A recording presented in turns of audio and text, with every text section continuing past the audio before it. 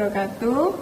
Selamat pagi semuanya. Oke, jadi hari ini kita akan membahas atau mendiskusikan suatu materi tertentu dalam kaitannya dengan matematika. Jadi kita akan bahas materi yang berjudul mengenai turunan atau dalam istilah lain orang juga kenal dengan istilah diferensial gitu ya. Nah, sebelum kita lebih jauh melangkah mengenai materi dalam turunan, saya sampaikan dulu terkait dengan tujuan pembelajarannya. Jadi, tujuan pembelajaran dalam materi ini ada 2 poin penting gitu ya. Yang pertama adalah setelah mempelajari bab turunan ini, diharapkan mahasiswa itu dia mampu memahami terkait dengan turunan standar. Itu yang pertama. Jadi nanti kita akan diskusi mengenai beberapa aturan-aturan standar yang biasanya dipakai dalam mengerjakan turunan fungsi. Itu yang pertama.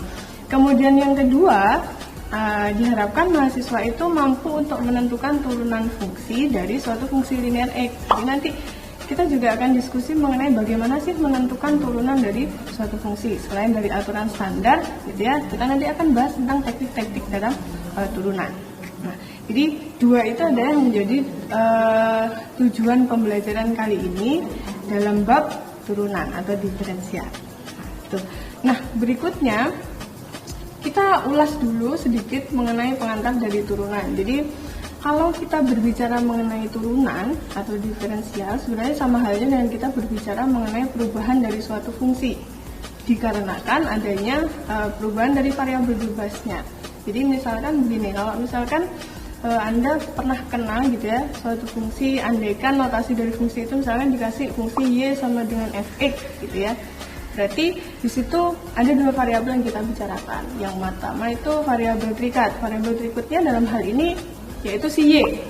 Itu si y, variabel terikat. Kemudian variabel bebasnya itu adalah si x. Nah, kalau kita berbicara tentang turunan fungsi tersebut, fungsi y sama dengan fx, maka sama artinya kita dengan membicarakan perubahan dari fungsi y dikarenakan ada perubahan pada variabel bebasnya yaitu si x. Nah, gitu ya. Jadi itu sekilas tentang pengantar turunan. Nah, kemudian yang kedua kita berbicara mengenai notasinya. Jadi dalam matematika tuh dia banyak sekali menotasikan turunan.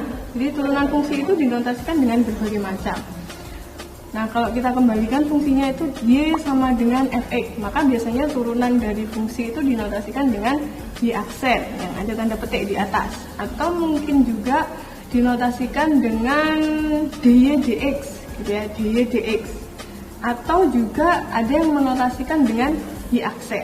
Jadi ada 3, ada y aksen, kemudian f aksen x, kemudian yang ketiga adalah dy dx. Nah, ada juga sih yang menotasikan dengan menggunakan operator D biasanya gitu ya. Cuman yang lebih familiar adalah biasanya kita pakai I aksen atau F aksen X gitu ya, yang ada tanda petiknya di atas. Oke. Nah, itu pengantar turunannya dulu. Nah, berikutnya kita langsung masuk pada aturan dasar turunan. Seperti pada yang sudah saya sampaikan di awal tadi itu, terkait dengan tujuan pembelajarannya adalah mahasiswa memahami tentang turunan standar. Maka dari itu kita bicara mengenai aturan dasar turunan dulu. Yang pertama, jadi yang pertama tuh ada yang namanya aturan fungsi konstanta.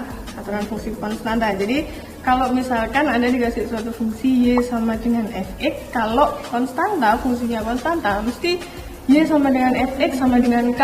K itu menotasikan apa? K itu adalah menotasikan sembarang bilangan konstan berapapun nilai. Boleh 0, 1, 2, 3 dan seterusnya. Gitu ya. Kalau bentuk fungsinya seperti itu, fungsi konstanta y sama dengan fx, maka kalau kita mencari turunan fungsi itu, pasti nilai turunannya adalah 0. Itu perlu dicatat. Yang pertama, turunan dari fungsi konstanta pasti nilainya 0. Yang pertama.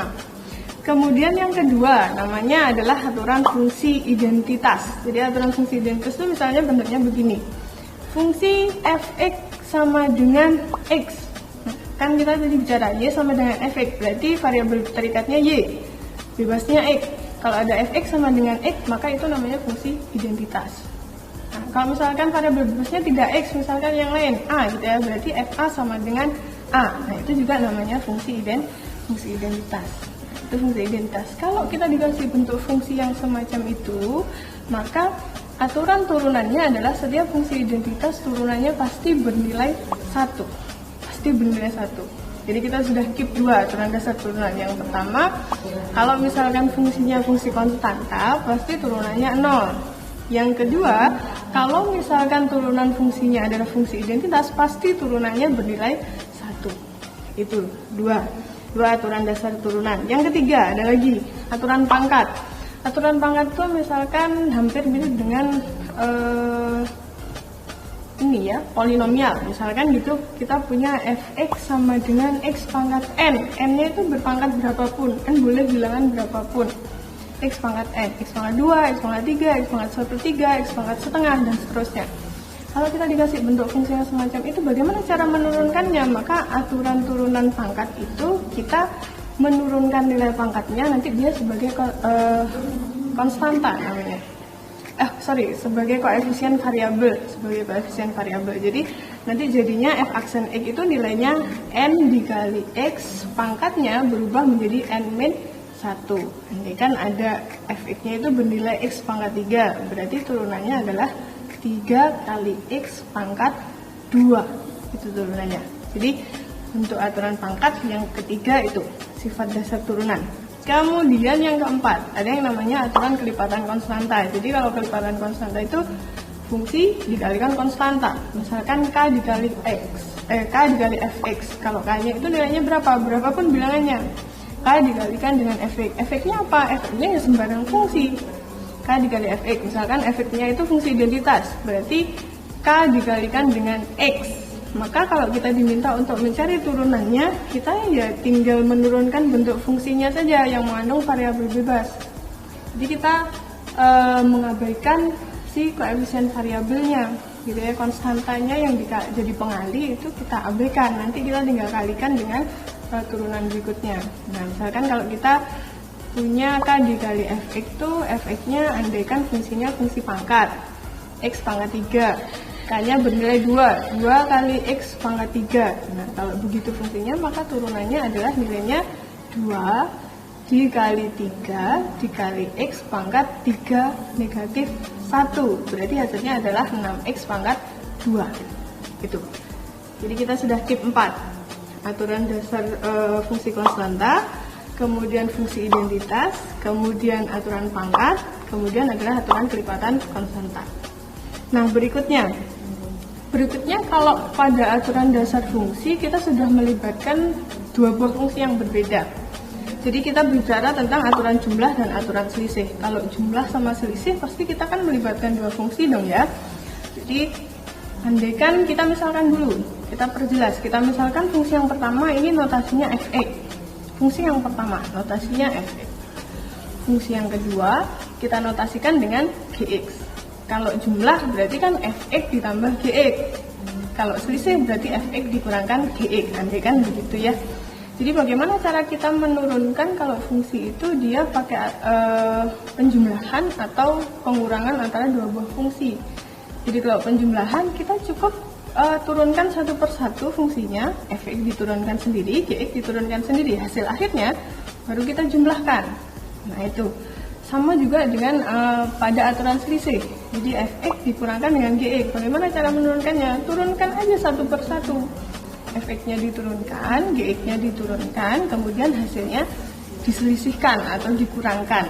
Gitu ya. Jadi kalau aturan selisih dan aturan jumlah begitu. Jadi yang harus kita lakukan adalah cari dulu bentuk fx-nya, cari dulu bentuk gx-nya. Tentukan turunan fx, tentukan turunan gx, baru kemudian lihat operator yang melibatkan kedua fungsi. Apakah penjumlahan ataukah pengurangan. Kalau penjumlahan maka kedua fungsi itu tadi turunannya dijumlahkan. Kalau sudah kita ketahui hasil turunannya. Kemudian kalau andaikan operator yang melibatkan adalah notasi pengurangan, maka hasil turunan 2 buah fungsi kita selisihkan. Jadi begitu ya. Jadi sifatnya satu-satu turunkan dulu fx dengan gx, baru kemudian jumlahkan atau kemudian selisihkan. Tuh.